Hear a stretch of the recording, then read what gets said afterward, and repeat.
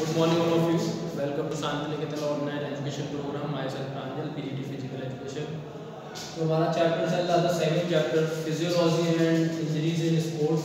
उसका जो हमारा लास्ट टॉपिक है treatment of injuries and first aid AIIMS and objective. ठीक है, तो जो हमारा लास्ट टॉपिक है इस चैप्टर का ट्रीटमेंट ऑफ इंजरीज, हमने इंजरीज पढ़ा था।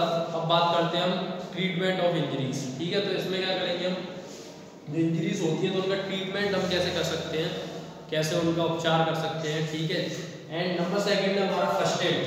फर्स्ट एड आप सबको पता ही है, प्राथमिक उपचार। तो फर्स्ट एड का भी हमें बहुत ज़रूरी है कि पता होना चाहिए कि हम प्राथमिक उपचार कैसे कर सकते हैं, उनके एम्स एंड ऑब्जेक्टिव क्या है स्पोर्ट्स एंड फील्ड के क्षेत्र में। ठीक है, तो स्टार्ट करते हैं हम अपना टॉपिक ट्रीटमेंट ऑफ इंजरीज। देखते हैं इसमें एक एक करके जितनी भी इंजरीज हमने पढ़ी थी, सॉफ्ट टिश्यूज इंजरीज पढ़ी थी, बोन इंजरीज पढ़ी थी हमने, तो उनके हम सारे ट्रीटमेंट देखेंगे। ठीक है, काफ़ी छोटा टॉपिक है बट इम्पोर्टेंट टॉपिक है। ठीक है, तो स्टार्ट करते हैं हम अपना treatment of soft tissues injuries. ठीक है, तो नंबर फर्स्ट है एब्रेशन के बारे में। जैसे जो एब्रेशन में आपको पढ़ा चुका था, जो भी रगड़ के जो रगड़ जाती है हमारी स्किन या छिल जाती है, तो उसे कैसे हम एब्रेशन को कैसे उसका ट्रीटमेंट करेंगे। तो देखते हैं कुछ पॉइंट हैं। Firstly rinse and clean the area with cold and lukewarm fresh water and antibacterial cleaners. Gently remove dead tissues, dirt on debris with sterilized gauze. Hold it under clean running water for some minutes. Dry it, dabbing with sterilized juice. Apply a layer of antiseptic and antibiotic ointment evenly to check bacterial growth. यानी जैसे भी हम sports में या किसी भी game में practice करने के दौरान या परफॉर्म करने के दौरान ग्राउंड पे हम रगड़ खा के गिर जाते हैं, तो हमारी छीलन हो जाती है, हमारा छिल जाता है। जो हमारा पार्ट होता है ज़्यादातर जो हमारे नीज ज़्यादा जो हमारे नीज होते हैं वहाँ पे ज़्यादा हमें ये देखने को मिलता है एब्रेशन। तो उसमें क्या होता है, जैसे भी हम छिल जाते हैं सबसे पहले क्या करना चाहिए, एक या तो साफ पानी हो या आप साफ पानी के साथ साथ जैसे भी आपके जितने भी एंटीसेप्टिक आपके ऑइंटमेंट आते हैं, लाइक आप जैसे डिटॉल है, सेवलॉन है, तो इससे कॉटन से लेके आप उस जगह को साफ करेंगे अच्छे से। ठीक है, और फिर वो ड्राई जैसे हो जाएगा, जैसे थोड़ी देर बाद वो ड्राई हो जाता है, तो उस जगह क्या है, जैसे भी आपके एंटीसेप्टिक ऑइंटमेंट आते हैं जैसे बीटाडीन है, ठीक है, आप बीटाडीन का यूज़ कर सकते हो उसके ऊपर। ठीक है, तो इस तरीके से आप उसका नॉर्मली आप उसको एक ट्रीटमेंट दे सकते हैं। ठीक है, और क्या होता है फिर उसके बाद visit a doctor for proper dressing and tetanus injection for protection against infection.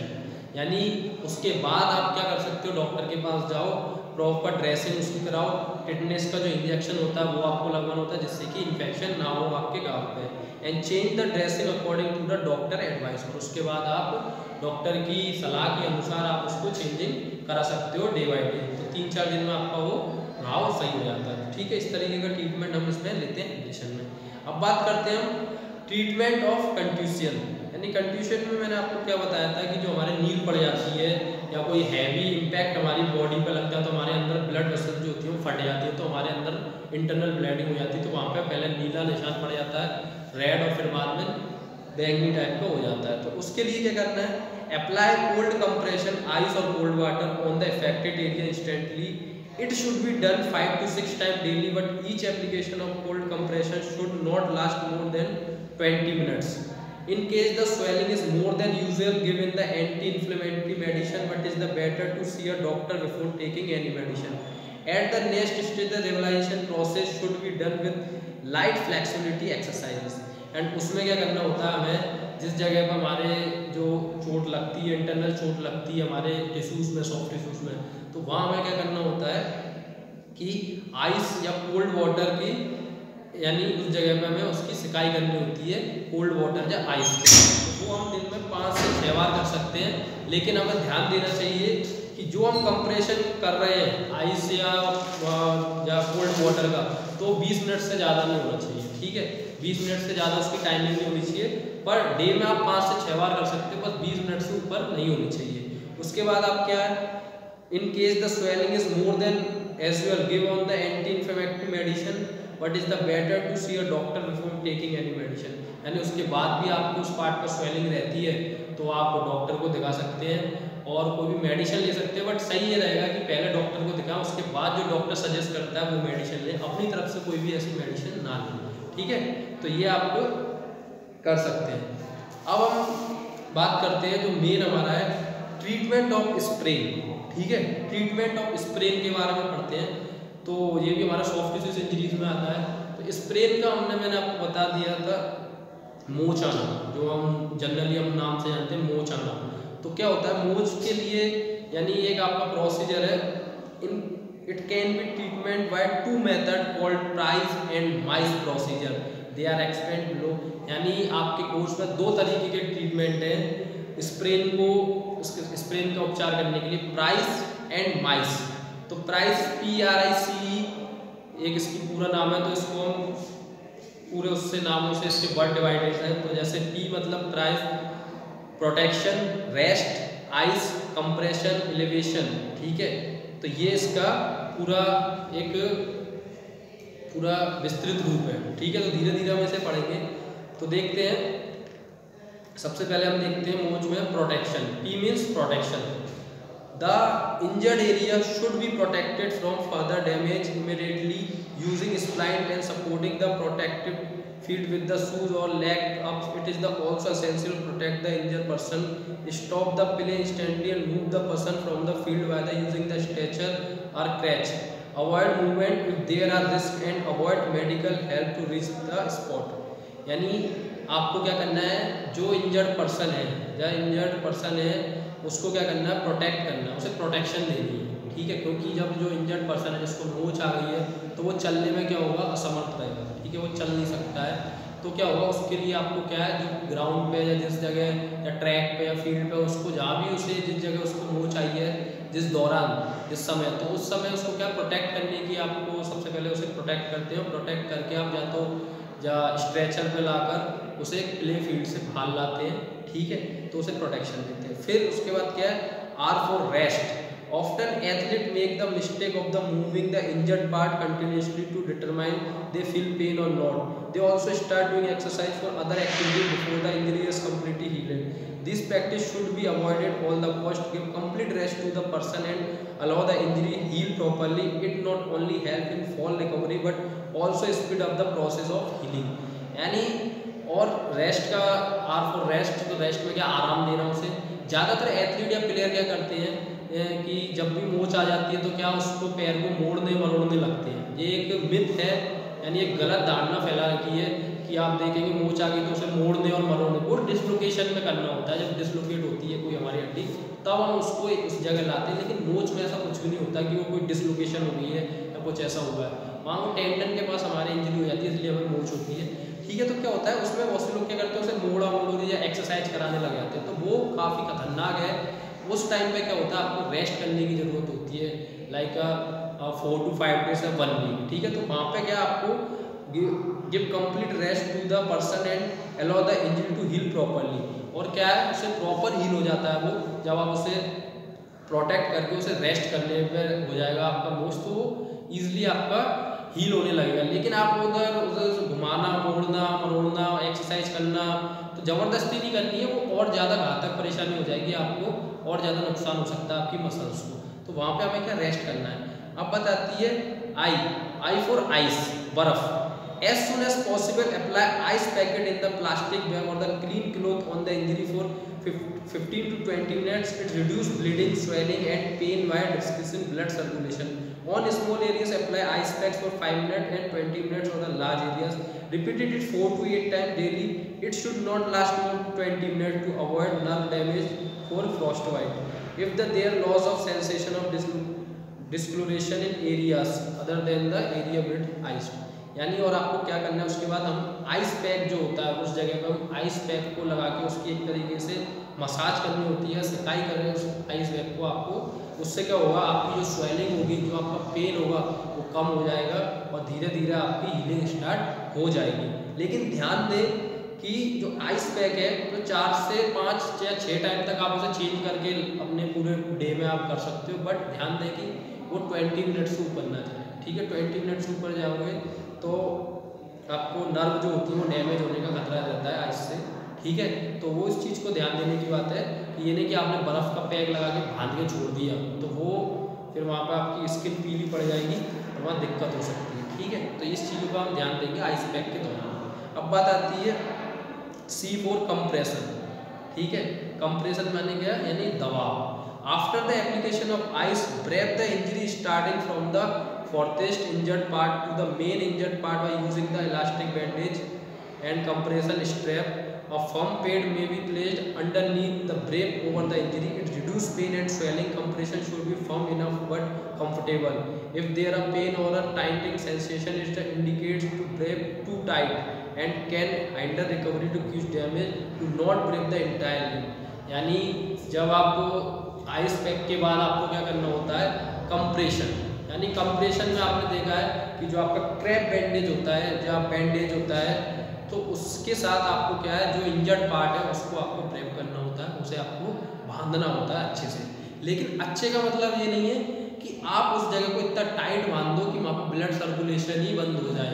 तो आपको इस चीज़ का ध्यान देना, जब भी आप क्रैप बैंडेज या बैंडेज अपने उस पार्ट पर लगा रहे हो तो आपको ध्यान देना है कि उस इंजर्ड पार्ट को इतना तेज या इतना टाइट ना बांध दें कि वहाँ पर दर्द का सेंसेशन बहुत ज़्यादा हो रहा है, बहुत ज़्यादा दबाव महसूस हो रहा है। तो ऐसा अगर आपको महसूस होता है तो आपको वहाँ पे उसको इतना टाइट नहीं करना, थोड़ा सा उसे लूज करना है, ठीक है। तो इन कुछ छोटी छोटी बातें हैं जो आपको ध्यान देने की होती हैं, क्योंकि आप जब भी ट्रीटमेंट आपको करवा रहे हो या आप खुद कर रहे हो तो इन चीज़ों का थोड़ा सा हमें ध्यान देना होता है, ठीक है।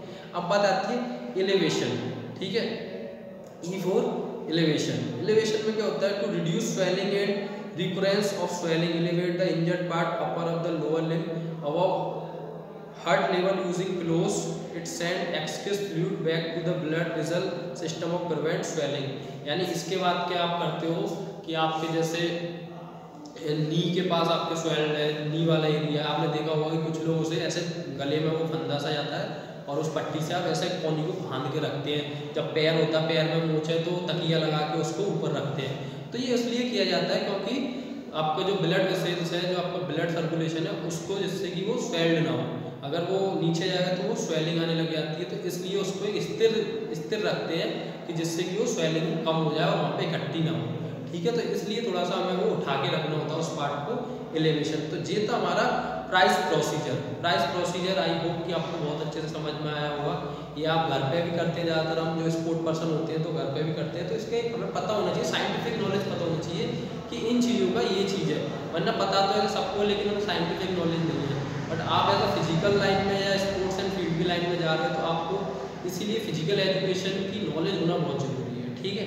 तो मैं आपको पहले ही बता चुका हूँ कि ये सब्जेक्ट को आप सब्जेक्ट के तौर पर ना लें, आप इसे प्रैक्टिकली आप डेली लाइफ में अपनी यूज़ करते हैं, तो उस हिसाब से भी ये बहुत इंपॉर्टेंट सब्जेक्ट है आपका, ठीक है। तो ये आपका होगा प्राइस प्रोसीजर। अब माइस प्रोसीजर में हम देखते हैं MIC माइस प्रोसीजर।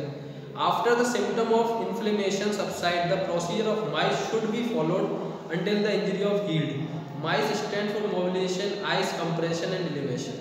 यानी इसमें भी सेम वही है, I for ice, compression and elevation. MICE के या जो प्राइस प्रोसीजर है उसके बाद आप माइस प्रोसीजर कर सकते हो। उसके बाद सिर्फ इसमें M जो बढ़ रहा है फर्स्ट वो है मोबिलाइजेशन, ठीक है। मोबिलाइजेशन में क्या है आपको कि जब इतनी सारी हम प्राइस प्रोसीजर को कर चुके होते हैं तो क्या हमारी हीलिंग स्टार्ट हो जाती है एक तरीके से। तो अब उस हीलिंग के बाद हम माइस प्रोसीजर यूज करते हैं। तो उसमें क्या है, मोबिलाइजेशन में क्या है, this procedure should be started with moderate and light exercise to restore the normal range of movement of the injured part. The duration and intensity should be gradually increased. If there are pain during mobilisation then stop immediately and return to rise, rest, ice compression and elevation. If the pain subside after the second, it is the safe to continue it. The muscular strength will return slowly through this method. Extreme question in advice however. यानी उसके बाद आपको क्या करना है, आपको अपने पैर को मोबिलाइज करना है, ठीक है, मॉडरेट करना है लाइट एक्सरसाइज के साथ। यानी जो आपका पार्ट जैसे आपकी हील में मोच है तो उसके बाद आपको कुछ टाइम बाद प्राइस प्रोसीजर के कुछ 1-2 दिन बाद आपको क्या मॉडरेट करनी है अपने पैर को, उससे हल्की फुल्की एक्सरसाइज करानी है। ये नहीं कि बिल्कुल ही उसे पैर के वाली चलना, पूरा वेट पैर पे देना, ऐसा नहीं करना। उसको थोड़ा सा मूव करना, घुमाना डुलाना, यानी छोटी छोटी एक्सरसाइज के साथ उसे मॉडरेट करना है। तो वो ये प्रोसीजर मोबिलाइजेशन है आपका, जिससे कि ब्लड सर्कुलेशन अच्छा हो और उसमें उसको एक जो उसका नेचुरल जो उसके पोस्चर था वो उसमें आ जाए, ठीक है। तो इसलिए हम इसको मोबिलाइजेशन करते हैं। बट इसमें ध्यान दें, जैसे ही आप इसे कर रहे हो, अपने पैर से एक्सरसाइज करा रहे हो या उसे कोशिश कर रहे हो चलने की, तो ध्यान दें अगर पेन बहुत ज़्यादा है और बहुत दिक्कत हो रही है हिलाने डुलाने में, तो आपको इसके साथ ज़बरदस्ती नहीं करनी है। आपको दोबारा से बैक करके वहाँ पर ही राइस में जाना है, rest, ice compression and elevation. तो आपको कुछ और टाइम देना है प्राइस प्रोसीजर में, ठीक है। तो इन चीज़ों का थोड़ा सा ध्यान रखना है। बाकी तो फिर उसके बाद आइस का आप समझते हो, आपको आइस से क्या करना है, एंड कंप्रेशन करना है, एलिवेशन करना है, ठीक है। तो ये आपका कुछ आपके ट्रीटमेंट थे जो मैंने आपको बताए, ठीक है। आई होप कि आपको बहुत अच्छे से समझ में आ गए होंगे माइज एंड प्राइस प्रोसीजर, ठीक है। तो अब जो था ये हमारा ट्रीटमेंट, अब कुछ बोन इंजरीज के हम देख लेते हैं। Treatment of bone injuries, treatment of dislocation. तो इसमें क्या करते हैं,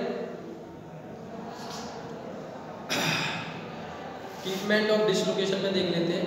initial are treatment for any dislocation involve RICE, rest, ice compression and elevation. After this treatment sometimes the dislocated joint might naturally go back into place. The application of the ice immediately after injury to the injured area, 6 internal hemorrhages and keeping the clot organization as small as possible. This helps in the fast repair and healing. यानी आपको dislocation में क्या होता है, dislocation में भी आपको क्या करना होता है, आपको उस जगह को rest, ice compression and elevation, ठीक है।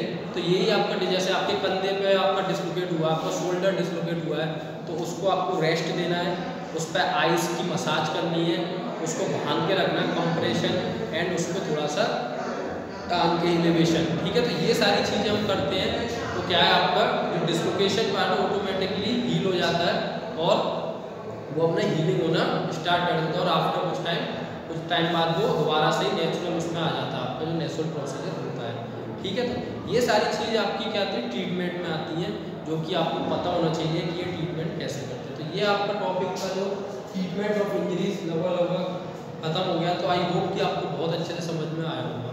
अब बात करते हैं अपने नेक्स्ट टॉपिक की, first aid, AIIMS and objective. काफ़ी इंपॉर्टेंट टॉपिक है, 1-2 नंबर में आपको मिल ही जाता है फर्स्ट एड, और आप जनरली इसको जानते हो एज ए स्पोर्ट प्लेयर या नॉर्मल डेली लाइफ में भी हमें फर्स्ट एड की ज़रूरत पड़ती है, और हमें दूसरों के लिए भी फर्स्ट एड की ज़रूरत पड़ती है, ठीक है। तो ये नॉलेज हमें कुछ पता होना चाहिए, क्योंकि फर्स्ट एड का मतलब आप जानते हो प्राथमिक उपचार। जो प्राथमिक उपचार जो हम, यानी मैं आपको जनरली भाषा में, मैं आपको नॉर्मली भाषा में समझा दूँ तो फर्स्ट एड का मतलब क्या होता है। फर्स्ट एड का मतलब क्या होता है कि कोई भी रोगी या कोई ऐसा पर्सन, जैसे कोई जो एक्सीडेंटल हुआ है, उसके साथ या कोई घटना हुई है, तो या उसकी बॉडी को हानि हुई है, तो उसको कुछ टाइम में, उसी टाइम के दौरान डॉक्टर से ना जाने से पहले, यानी डॉक्टर से ना जाने से पहले जो उसका उपचार किया जाता है, जो उसका उपचार किया जाता है वो प्राथमिक उपचार कहलाता है, ठीक है। यानी डॉक्टर के पास तो जाने में जो टाइम लगता है, उससे पहले जो उसका हाल ही वहीं जहाँ उसके साथ वो घटना हुई है, या उसके साथ एक्सीडेंटल केस हो, या ग्राउंड पे या जो भी, तो वहाँ पे क्या कुछ छोटा मोटा जो उपचार करते हैं, तो उसे हम क्या करते हैं, प्राथमिक उपचार बोलते हैं। तो प्राथमिक उपचार बहुत इंपॉर्टेंट होता है किसी भी पर्सन के लिए, जैसे जिसके साथ या कोई घटना हुई है, या जिसको कोई एक्सीडेंटल केस हुआ है, तो उसके लिए फर्स्ट एड बहुत ज़रूरी होता है, क्योंकि जो कुछ टाइम जहाँ उसे ज़रूरत होती है जल्दी वाली चीज़ की, इंस्टेंटली रिलीफ की जो ज़रूरत होती है, तो वहाँ वो फर्स्ट एड हमें देता है, ठीक है। कुछ पढ़ते हैं इसमें। First aid can be defined as the initial assistant given to the individual who has fallen ill or who has suffered at the injury.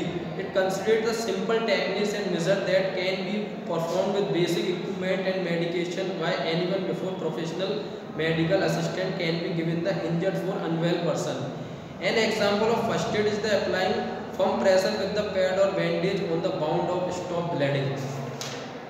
यानी जैसे एक एग्जांपल है, किसी का एक्सीडेंट हुआ है और उससे ब्लडिंग बहुत हो रही है उसे, ठीक है, सिर में या कहीं भी उसे ब्लडिंग हो रही है, तो क्या होता है, हम किसी बैंडेज या पट्टी से या किसी कपड़े से, अच्छे साफ कपड़े से हम क्या करते हैं, उसका पहले ब्लड रोकते हैं, तो उसे बांध देते हैं, हम पट्टी को बांधते हैं या कॉटन के साथ या कुछ। तो क्या होता है, वो बहुत ज़रूरी चीज़ होती है। मान लो उसकी ब्लडिंग बहुत ज़्यादा हो गई और खून अब नहीं रोक पाया, डॉक्टर के पास तक पहुँचते बहुत ज़्यादा बॉडी से ब्लड निकल गया, तो हो सकता है वहाँ उसकी डेथ हो सकती है। तो हम एक डेथ, जो उसकी डेथ हो सकती थी, उसको हम रोक सकते हैं किससे, प्राथमिक उपचार से।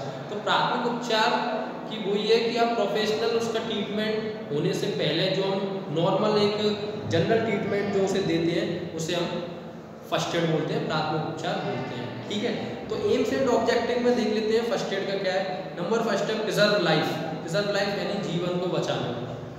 The primary aim of first aid is to save the life of the injured person.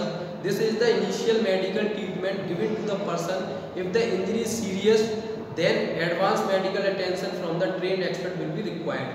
यानी प्रिजर्व लाइफ में क्या होता है, तो प्राइमरी ट्रीटमेंट हम देते हैं तो उससे क्या होता है, जितने भी हम प्राथमिक उपचार करते हैं तो कहीं ना कहीं हम लोगों की जान बचाने में ये एक बहुत ही उपयोगी चीज़ है जो कि जो इंजर्ड पर्सन है, घायल व्यक्ति है, उसकी लाइफ बच सकती है। ठीक है, तो कहीं हद तक ये लाइफ बचाता है प्रिजर्व लाइफ। ठीक है, अब आता है prevent further harm. Prevent further harm यानी जो भी इंजर्ड पर्सन है उसे बहुत सारी हानि हो सकती है अगर उसे प्राथमिक उपचार हाल ना दिया जाए तो। अगर उसे हल्की हाली वहीं की वहीं उसे प्राथमिक उपचार मिल जाता है तो जो उसे हानि होनी होती है वो कहीं हद तक रुक जाती है और उसे कम हानि होती है। ठीक है, तो ये भी एक उसका एक एम्स एंड ऑब्जेक्टिव है। Promote recovery. प्रमोट रिकवरी में क्या है कि जो रिकवरी करने जो भी इंजर्ड पर्सन है उसके बाद इंजर्ड पर्सन है जो भी, तो उसको प्रमोट रिकवरी में भी काफ़ी जो एक होती है ना हेल्प मिलती है, तो वो भी उसे काफ़ी हेल्प मिलती है। तो ये आपका कुछ एम्स एंड ऑब्जेक्टिव था आपका फर्स्ट एड का। ठीक है, आई होप कि आपको बहुत अच्छे से समझ में आया होगा आपका फर्स्ट एड। तो इसमें छोटा टॉपिक था बट काफ़ी कभी कभार आ जाता है और ज़्यादातर आते ही रहता है आपके एग्जाम में, देख लेते हैं। तो इसमें कुछ आपके फर्स्ट एड कॉमन इंजरीज दे दी है, जैसे स्ट्रेन है, कंट्यूशन है, एब्रेशन है, फ्रैक्चर है, डिसलोकेशन ऑफ जॉइंट है। तो इनके कुछ फर्स्ट एड है जो हम कैसे कर सकते हैं। जैसे कि कंट्यूशन में क्या देखते हैं, the first step is the apply to compression on the injured area for a duration of not more than 20 minute. Anti inflammatory medicine should be given in case of swelling and जैसे कि आपका continuation में जैसे अंदर जो अंदरूनी चोट लग जाती है तो उसमें क्या होता है, आप प्राइमरी ट्रीटमेंट में आप फर्स्ट एड में उसको क्या कर सकते हो, उसकी जगह पे कंप्रेस कर सकते हो, बैंडेड बांध सकते हो और उसको आइस पैक लगा सकते हो। तो ये आपका एक कॉमन इंजरीज हो, कॉमन इंजरी यानी फर्स्ट एड आप कर सकते हो। स्ट्रेन में आप क्या कर सकते हो, अगर किसी के खिंचाव आ गया या हैमस्ट्रिंग खिंच गई है तो उसमें आप क्या कर सकते हो, cold water should be poured on the strain area of the 20 to 30 minute. If ice is available then should be wrapped in the piece of cloth before the application. The affected area can be lightly massaged after 2 or 3 days.